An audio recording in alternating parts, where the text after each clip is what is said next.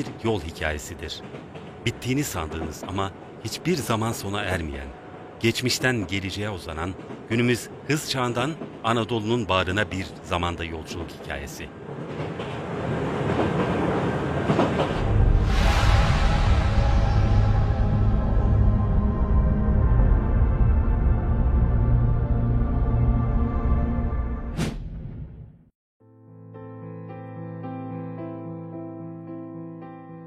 Hasretini, sevdasını, umudunu, küslüğünü dağa taşa uzanan iki parlak demir üzerinde Anadolu'ya, en doğuya taşıyan insanların hikayesi Ankara Tren Garı'nda başlar.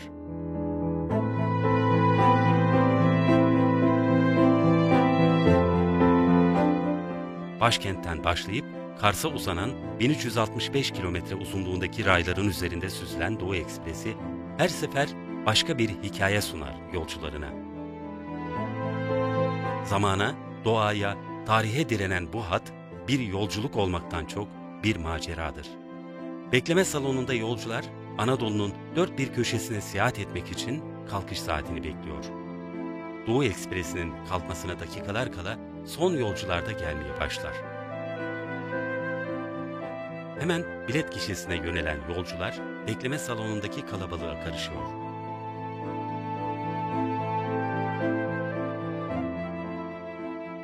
Türkiye Cumhuriyeti'nin erken yıllarına ait Art Deco tarzında bir yapı olan Ankara Garı, zamana ayak uydurmayı da bilmiştir.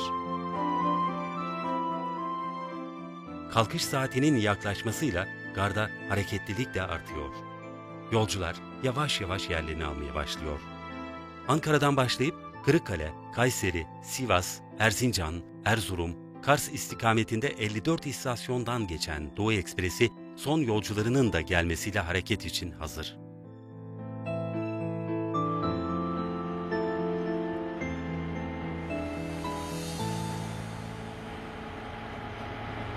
Tüm kontrollerini yapan makinist de yerini aldıktan sonra kalkış için tren şefinin anonsunu beklemeye başlıyor ve 24 saat 29 dakika sürecek macera telsizden verilen emirle başlıyor. Şefim, yolumuz açık olsun. Hayırlı yolculuklar. Tren yavaş yavaş hızını alırken geride kalanlar el sallayarak uğurluyor yolcularını. Her bir yolcuyu varacağı yere ulaştırmaksa makine dairesindeki iki makinistin görevi. Adeta karanlığı yararak ilerleyen Doğu Ekspresi'nin gözü ve kulağı onlar. Özellikle hemzemin geçitlere yaklaşırken pür dikkat kesiliyorlar. Doğu Ekspresi ilk istasyonu olan Kayaş'a doğru yol alırken vagonlarda sohbetler başladı bile. Yolculuk uzun ama yolcular hemen birbirleriyle kaynaşıyor. Çünkü anlatılacak ve yaşanacak çok hikaye var. Trenin hareket etmesiyle kondüktör Ömer Bey de bilet kontrolüne başlar. Buyurun, iyi yolculuklar. Doğu Ekspresi'nde hareketlilik hiç bitmez. Daha yolculuğun başında yolcular treni keşfe çıkıyor. Kimisi çoktan kulaklıklarını takmış, müziğin ritmine bırakmıştır kendini. Yavaş yavaş gözler kapanır ve müzikle trenin ritmi birbirine karışır. Bazı yolcularsa çoktan derin bir uykuya dalmıştır. Dünyanın en lüks oteli değildir belki ama Doğu Ekspresi'nde uykunun tadı hep bir başkadır. Bazen yan koltuktaki yolcuların sohbeti bölse de uykuyu, adeta bir beşik gibi hafif hafif sallanan vagon esir alır tekrar tüm bedeni. Kimi ise çoktan dalmıştır rüya alemine. Doğu Ekspresi'nin her vagonunda, her koltuğunda zamanın farklı bir dilimi yaşanır. Pencereden artık geride kalan Ankara'nın ışıklarını seyrederken veda edilen ya da kavuşulacak olan sevgiliyle, anneyle, arkadaşla telefonda uzun uzun konuşulur. Bir başka koltuğa geçtiğinizde ise Doğu Ekspresi'nde sıkça karşılaşacağınız bir sahne bizi bekliyor. Birçok kişi bu görüntüyü yadırgayabilir. Ancak burada bu oturuş yaşamın bir parçası adeta. Ve inanın bunu bu yolculukta kimse yadırgamaz.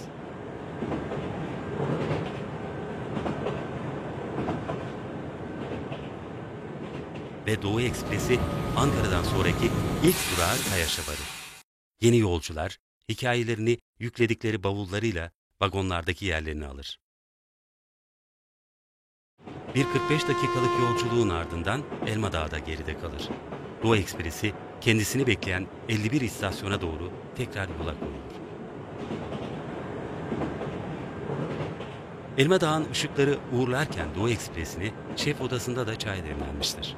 Çayın demi gibi sohbet de çoktan koyulaşmıştır. Yıllarını demir yollarına veren görevliler, kondüktör Ömer Bey'in televizyonlarda yayınlanan izdivaç programları için bestelediği parçayla neşelerine neşe katıyorlar. Aşık meddahi olarak tanınan Ömer Bey hem çalıyor hem söylüyor. 7'sinden 70'e kolaylaştı izdivaç, bolca pili bitmişe kanal kanal gezdivaç, canım benim izdivacım.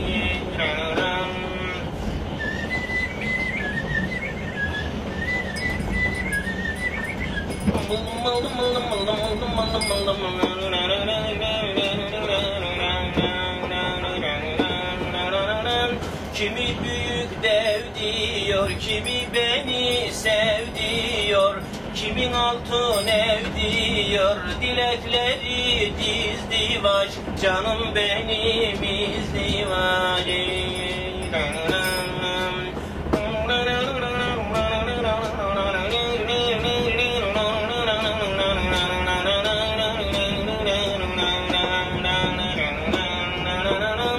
Eli bastonlu nene evleniyor her sene, şovda gördüm dün yine gelinine kızdıvaç, canım benim izdivacım. Doğu Ekspresi de Kırıkkale'ye yaklaşıyor. Ve Ömer Bey inecek yolcuları uyarmak için vagonları dolaşmaya başlıyor.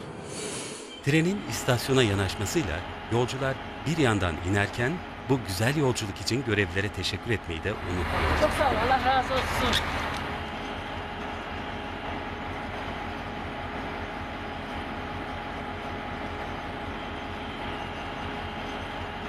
Yeni yolcuların binmesiyle tren tekrar hareket ediyor.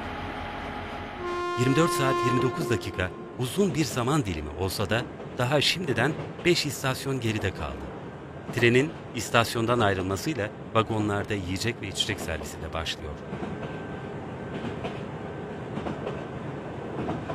Günün son saatlerinde gazete okurken yanında bir bardak çay hiç fena olmuyor. Hızını alan Doğu Ekspresi istasyonları bir bir geçerken geride bıraktığı her istasyon bir son ve başlangıç oluyor. Soğuk demir istasyonda binen her bir yolcuyla ruh buluyor. Her yolcu yeni bir nefes, yeni bir hayat, yeni bir dost, yeni bir sevgi, yeni bir hüzündür Doğu Ekspresi'nde. Saatler ilerledikçe yol acıktırıyor insanı. Doğu Ekspresi'nin restoranından yayılan kokular adeta kendine çekiyor yolcuları. Hareket halindeki bir restoranda ne yenir derseniz mutfağa bir göz atmanız yeterli oluyor. Şef marifetini konuşturuyor adeta. Eğer Doğu Ekspresi'ndeyseniz mutlaka restoranına uğramalısınız. Belki her yerde yiyebilirsiniz bu yemekleri ama hareket halindeki bir restoranda yeme imkanınız her zaman olmaz. Doğu Ekspresi Şefaatli'ye yaklaşırken tren şefi Erdoğan Bey tabletten istasyon ve yol bilgilerini kontrol ediyor. Tüm gayret her istasyona zamanında varabilmek için. Bu sırada vagonlarda kontrol memuru Ayhan Bey yolcuların çöplerini topluyor. Evet çöpler efendim. Evet. Çekirdek trende yasak yapın. Beydeğirmeni'ni geçtikten sonra 4 Eylül mavi treniyle karşılaşıyoruz. Durup ona yol veriyoruz. Malatya'dan aldığı yolcularını Ankara'ya ulaştırma telaşıyla geçip gidiyor yanımızdan. Mavi trene veda ettikten sonra bu kez yakıt almak için Boğazköprü'de duruyoruz. 2202 beygir güç üreten dizel ve 16 turbo şarj motora birkaç dakikada yakıt pompalanıyor. Burada yavaş yavaş süzülen kar taneleri sanki ilerisi için uyarıyor bizi.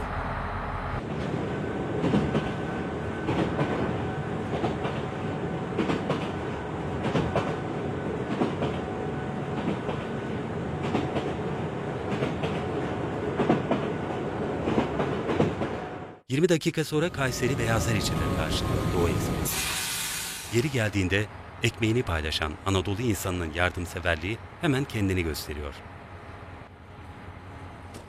Saat gece yarısını geçmesine rağmen trenin durmasıyla istasyon hareketleniyor.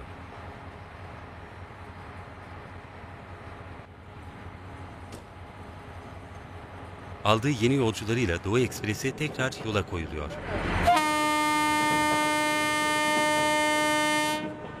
Yolcular yerlerini bulmaya çalışırken bir başka vagondan bağlama sesi geliyor. Tren yoluna girerken yolcular halk ozanı Neşet Ertaş'ın "Yâre Giden" parçasıyla kendini çok uzaklarda buluyor.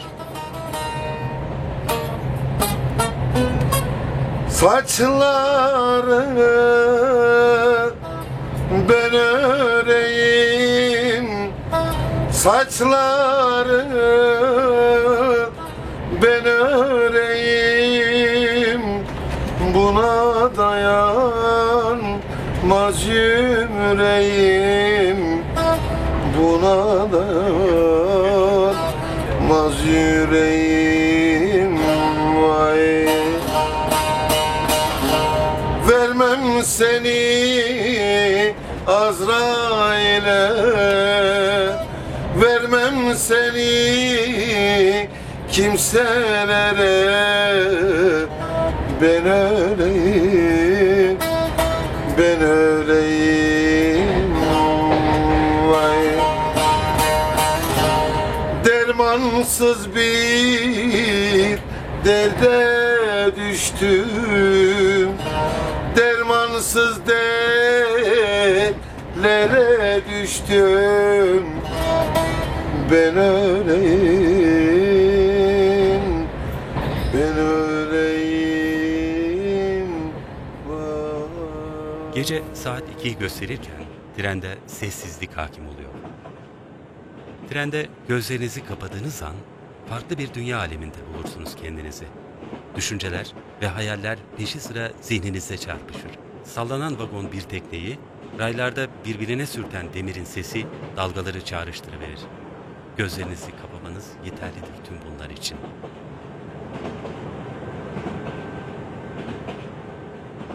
Gecenin sessizliği Sivas'ta görevi devralan şefin düdüğüyle bozuluyor. Tamam usta, devam et.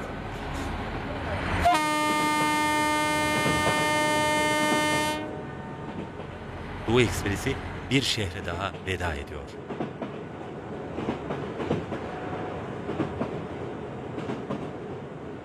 Erzurum'a kadar gidecek olan Şerafettin Şef ilk kontrolünü yapıyor.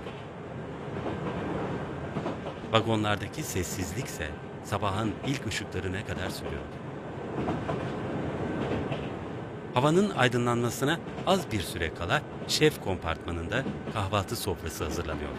Kısıtlı imkanlarla hazırlanan sofranın ihtişamı şaşırtıyor insanı. Bu dakikalarda makine dairesinde başka bir heyecan başlıyor. Doğu Ekspresi temeli 1973 yılında atılan ve tam 39 yıl sonra tamamlanabilen Deliktaş Tüneli'ne girmek için geri sayıyor.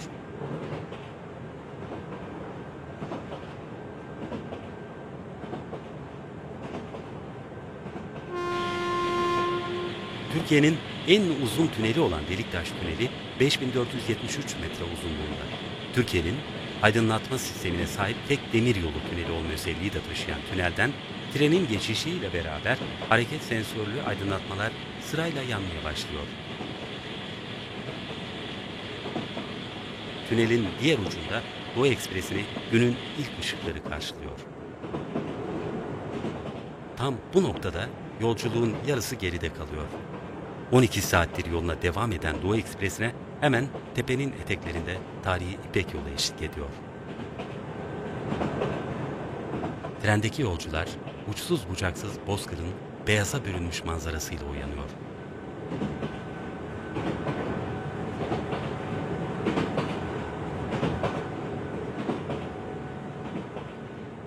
Sıcaklığın sıfırın altına düştüğü dakikalarda şef odasında yudumlanan çaylar ve kahveler insanın içini ısıtıyor.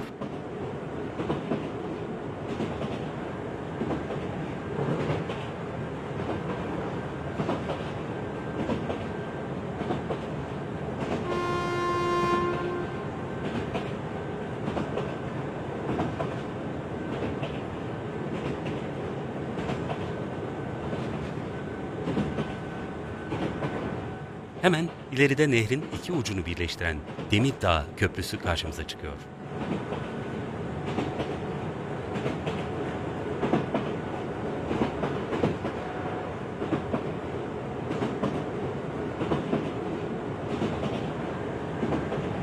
Tren, Demirdağ ve Divriği istasyonlarını bir bir geçerken içeride de çay servisi başlıyor.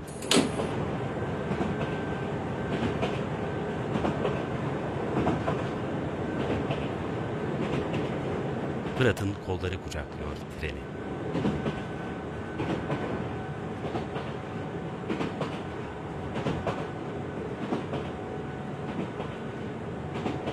Anadolu'yu neredeyse boydan boya geçen Doğu Ekspresi zaman tüneli içinde ilerliyor hissi uyandırıyor.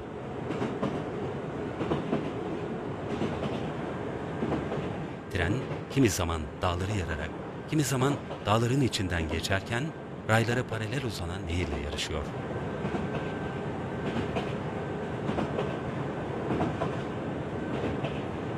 Zaman zaman trenin hızı iyice düşüyor.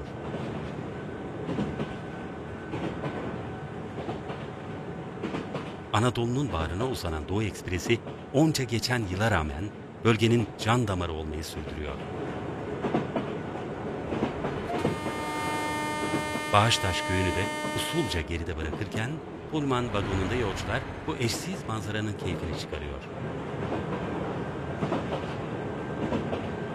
Yolculuk boyunca farklı zaman dilimlerinin değişik yaşanmışlıklarına sahip insanlarıyla harmanlanıyorsunuz. Ankara'dan Kars'a tam bir gün boyunca durmaksızın hareket eden Doğu Ekspresi yolculara sabrı da öğretiyor. Saat 8'e yaklaşırken dağlardan kendini gösterme fırsatı bulan güneş trenin penceresinden içeri süzülüyor. Hala uyuyan son birkaç yolcu için uyanma vaktinin geldiğini işaret ediyor. Bu sırada İliç istasyonuna yanaşan tren meraklı bir bekleyişle karşılanıyor. Kimisi için eve gitme, kimisi içinse evden ayrılma vaktidir. Yolculuk sırasında gelecek ve geçmiş peşi sıra gösteriyor kendini.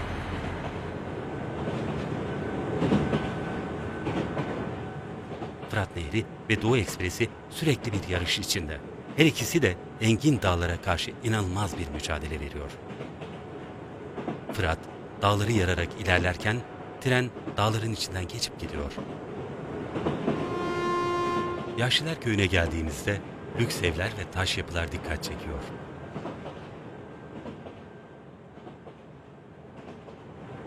Kemah görünüyor. İklimboz tepesinde dalgalanan Türk bayrağı hoş geldiniz der gibi karşılıyor bizi. Yolculuğun bundan sonrasında bembeyaz bir örtü hakim oluyor bozkıra ve dağlara. Bir ressamın tablosunu andıran manzaranın derinliğinde hayallere dalıyorsunuz.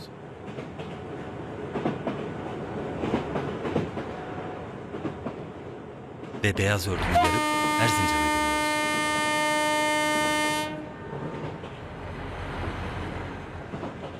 İstasyon bir hayli kalabalık.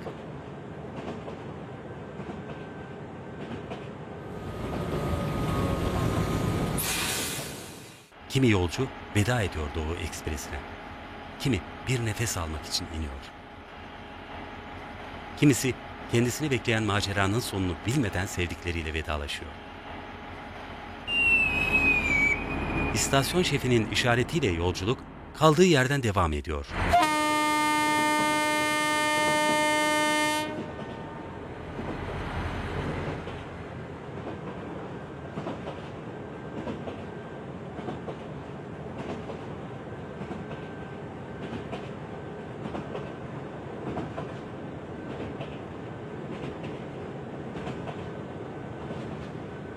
Doğu Ekspresi'nde yolculuk bir kitabın sayfalarında ilerlemek gibidir.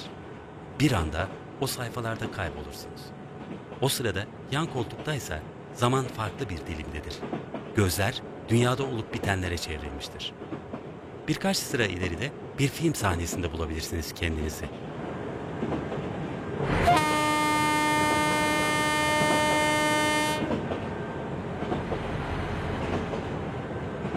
Doğu Ekspresi'nde bir yere varmaktan çok yolculuğun kendisidir anlamlı olan. Hayata ait düşünceler takip ettiğiniz bir yol çizgisinde belirir. Bazen yol duymak istediklerinizi haykırır. Bazen istemediğiniz cevaplar verir size.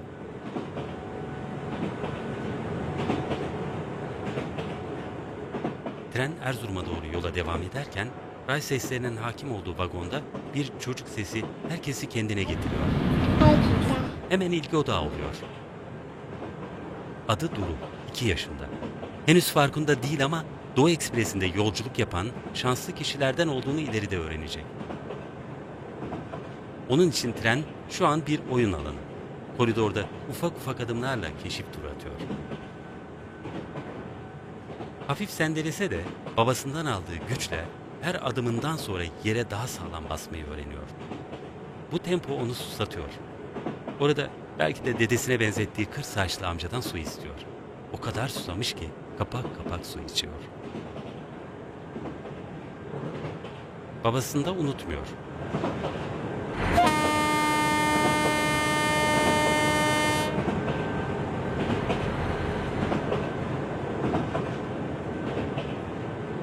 Dışarıda seyrine doyum olmayan bir manzara yolcuları büyülüyor.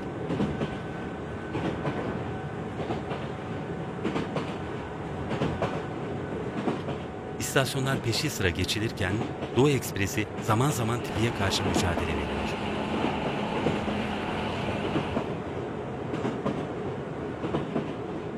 Tren Kandilli'ye yaklaştığında Kars'tan Ankara'ya giden Doğu Ekspresi ile karşılaşıyoruz.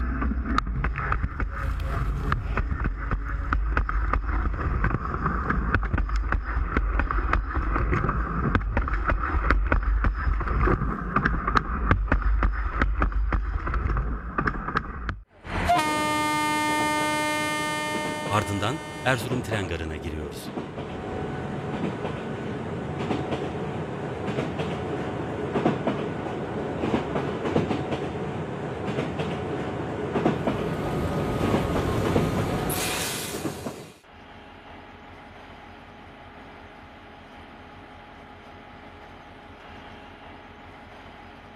Küçük mola kalkış anonsuyla sona eriyor.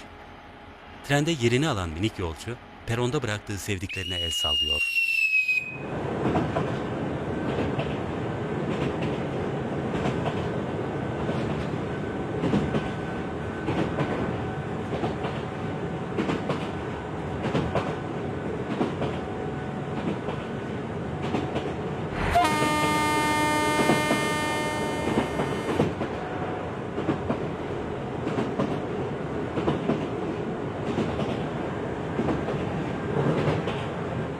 Doğu Ekspresi'ne Erzurum-Kars yolundaki araçlar eşlik ediyor bu kez.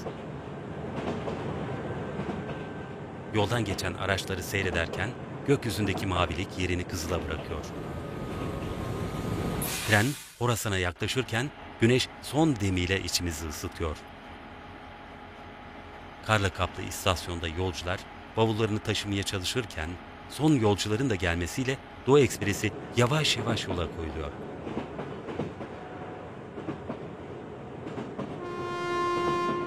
Horasan çıkışında çok fazla hemzemin geçidi olduğu için makinist pür dikkat kesiliyor.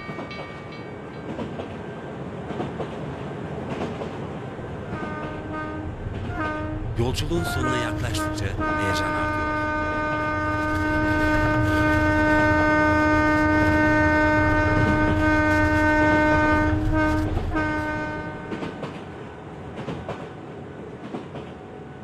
Gökyüzü hafif kararırken ay yolumuzu ve uçsuz bucaksız bozkırı aydınlatmak için beliriyor uzaklarda.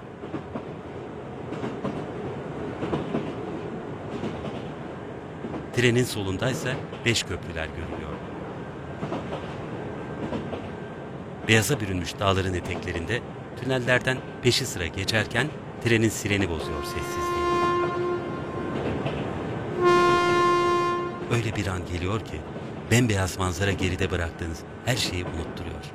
Her tünelden geçişte kendinize gelseniz de yalnızlığı hissediyorsunuz iliklerinize kadar.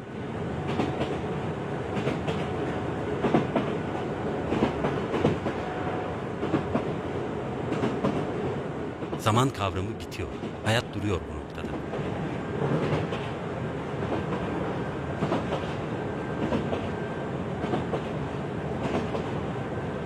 Karanlık çökerken Doğu Ekspresi'nin farları aydınlatıyor yolu. İleride ışıklar göze çarpıyor. Ardından trenin yolunu bekleyen gözler beliriyor. İnen yolcular araçlarla evlerinin yolunu tutuyor.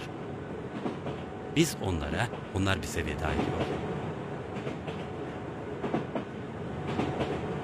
Artık yolun sonu yaklaşıyor. 24 saat süren yolculukta tam 1300 kilometre geride kalıyor. Yolcular için belki bu hikayenin sonu geliyor. Ancak yarın Doğu Ekspresi için yeni bir hikayenin başlangıcı olacak.